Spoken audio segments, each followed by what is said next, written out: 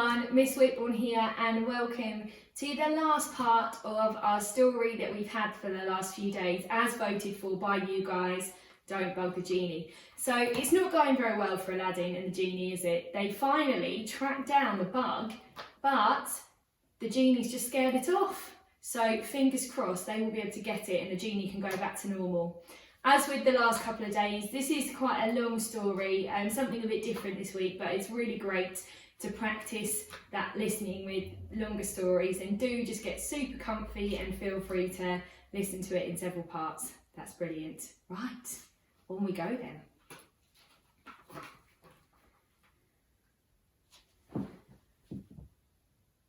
Duck! Shouted the Genie. He and Aladdin and Abu hung on tight. The carpet swerved through the tunnel. Can you see anything? Asked Aladdin. Are you kidding? Said the Genie. I've got my eyes shut. A loud squawk followed a buzz. Listen, Flamingo, called Aladdin. If you eat our bug, I'll personally see that you're made into a pillow. The carpet bumped on. Aladdin didn't think they could squeeze together much tighter. Would they catch the bug before the Flamingo did? We're gaining, said the Genie. Aladdin lifted his head. You're right. He saw the Flamingo up ahead. The carpet veered around a corner and the tunnel grew wide. They were inside a cavern. A stream flowed beneath them. With eyes as big as walnuts, the Flamingo closed in on the bug. Uh-oh, said Aladdin. Stay away from our bug. The Flamingo opened its pink and black beak. Whoosh! It scooped up the bug, sapphire and all. You rascal! You fiend! You big pink bird brain! Shouted the Genie. The bird flew off. Step on it, carpet, Aladdin said. The carpet flew to the top of the cavern and then all the way to the bottom. Down, up, around and around they went. Now I really am carpet sick, said the Genie, covering his mouth again. Lavender bubbles began to fill the air. Pop, pop, pop. This isn't getting us anywhere, said Aladdin. Stop! As soon as they stopped chasing it, the Flamingo landed on a tall ledge. The bug was dangling from its beak. Now what? Said the Genie, who was turning pale. He shook his fist. Oh, that feather head has me fuming. Aladdin pulled a fig from his pocket. Never give up. He waved it in the air. Oh, Flamingo, I'll trade you. Then Aladdin saw Abu. He was climbing up the cavern wall. He crept along where the bird couldn't see him. Aladdin smiled. Abu was working with him the way he used to in their days on the street. How about a pistachio then? Asked Aladdin. And by the way, did you ever see my impression of a loony bird? Aladdin began hopping around, first on one foot, then on the other. Hoo-hee, said Aladdin, flapping his arms. The Flamingo looked down from the ledge. Meanwhile, Abu had reached the ledge. Sneaking up behind the Flamingo, he grabbed the bug and the sapphire out of the bird's beak. The Flamingo flapped its wings and lunged at Abu. Losing his balance, Abu fell against the back of the ledge. The bug popped out of his hand and tumbled toward the ground. The bug! It's okay, Abu, I've got it! I've got it! He ran for his target. Plop! The jewel bug landed right into Aladdin's turban. He's out, the Genie yelled. Careful! Now, man, the bitty bug packs a big bite. No kidding, said Aladdin. He pinched the turban closed so that the bug wouldn't escape. The Flamingo swept off the ledge and circled Aladdin. Shoo! Go away, said Aladdin. He pointed to the stream. Look, there's plenty of food in there. The Flamingo landed and waded into the stream, where it quickly caught a fish. Good riddance, said Aladdin, as he watched the Flamingo wander downstream. Let me look, the Genie said to Aladdin. Just a little look. He peeked into the turban. Hey, where's my belly bauble? Abu scrambled down from the ledge with the sapphire still safe in his hand. He ran over and handed it to the Genie. The Genie turned the sapphire over. Boo-boo, baby, you came through for a sick friend. He started to put the jewel back in his belly, then stopped. On second thoughts, I think I'll wait.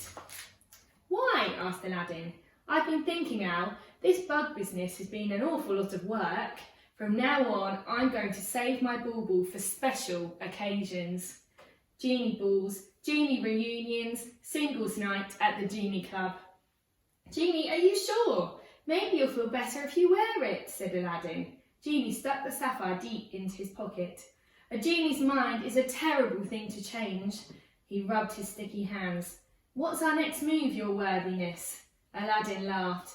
Now all we need to do is get you cured, Genie. He tried to sound confident.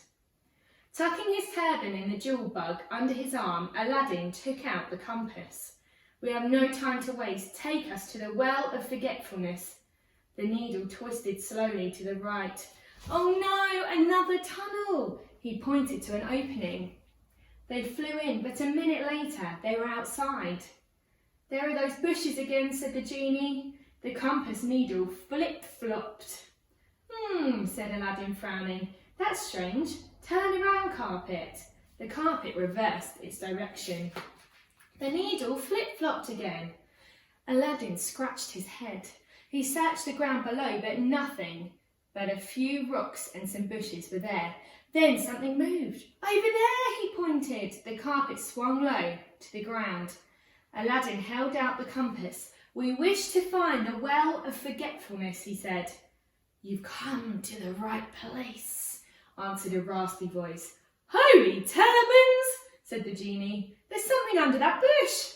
That's no bush, said Aladdin, hopping off the carpet. That's a blanket. Here, Genie, he said, handing over the turban. Hold this while I take a look. No wonder we missed it.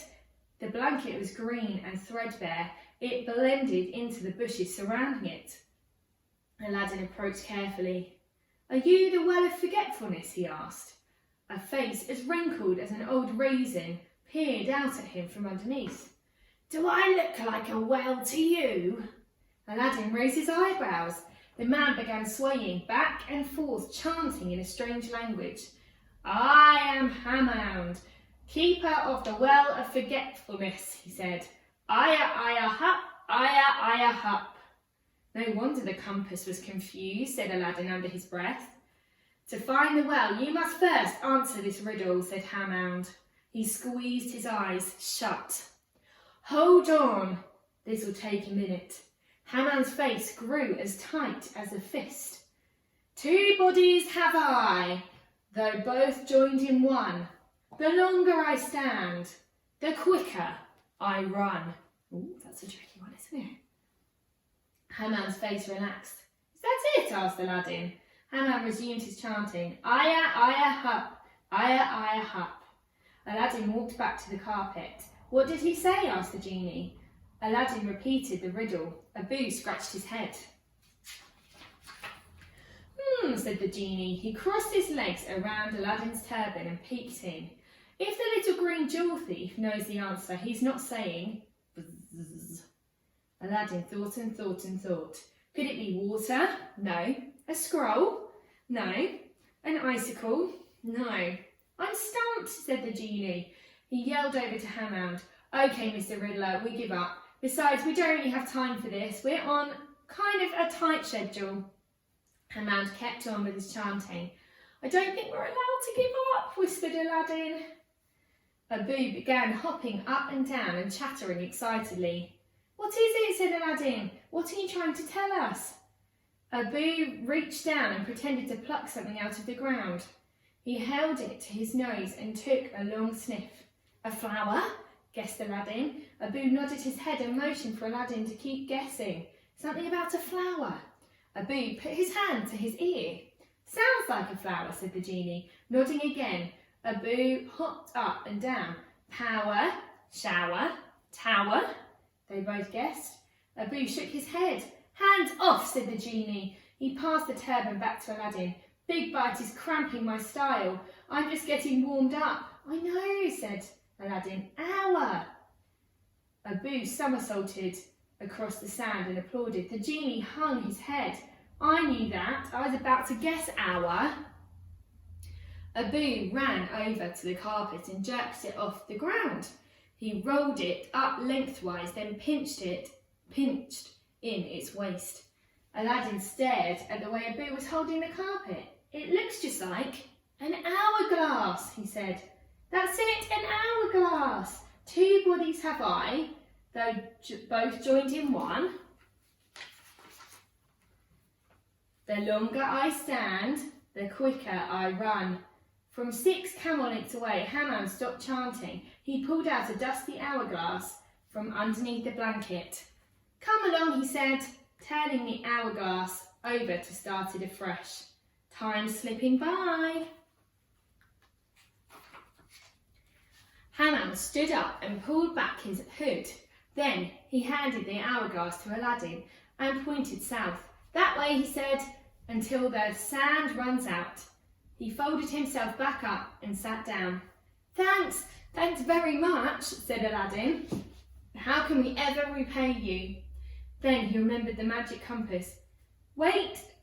He took it out and handed it to Hammam. "Maybe you can use this. We don't need it anymore." Aladdin explained how it worked. "Ah," said Hammam, "perfect. Now I'll be able to find the hourglass again. Leave it for me beside the well of forgetfulness." "We'll be happy to," said Aladdin.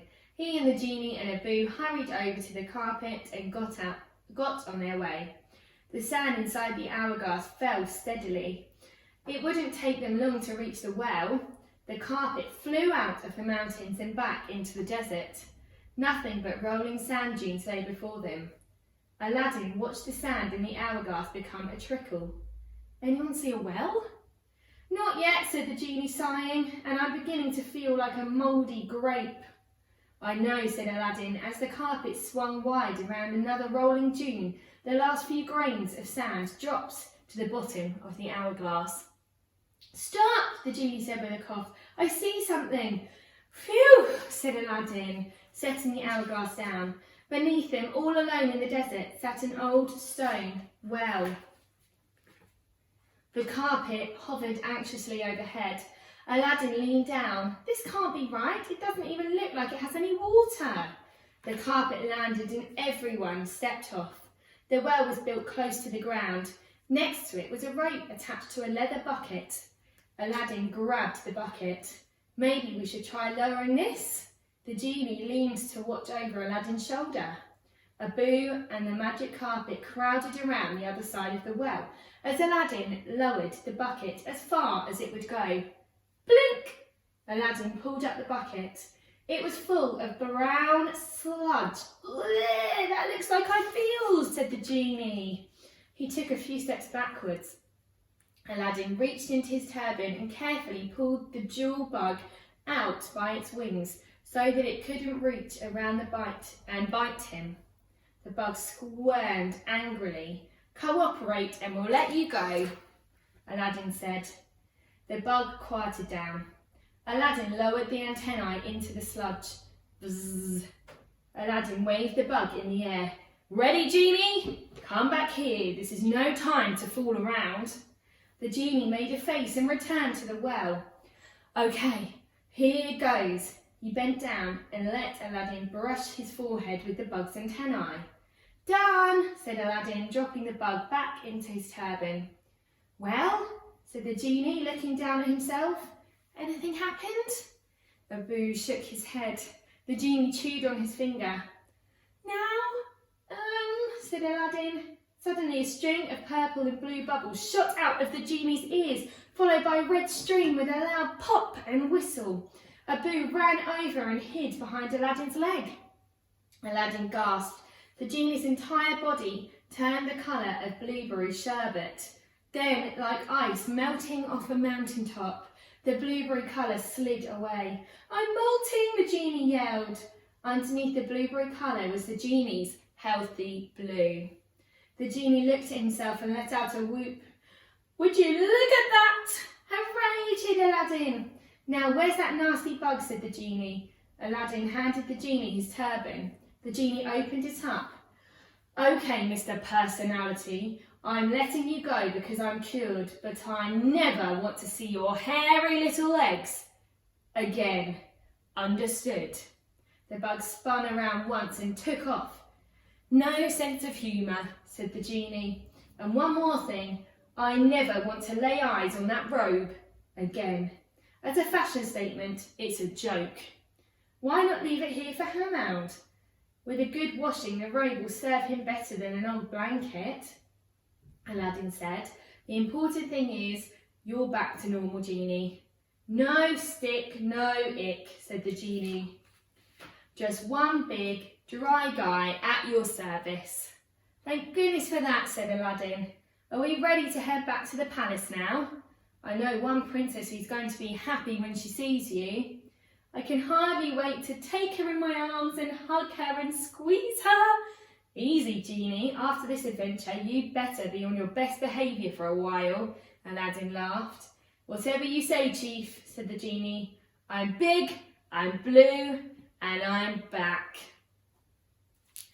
I hope you really enjoyed that, everyone, and I will see you next week for our last Disney story. Bye for now.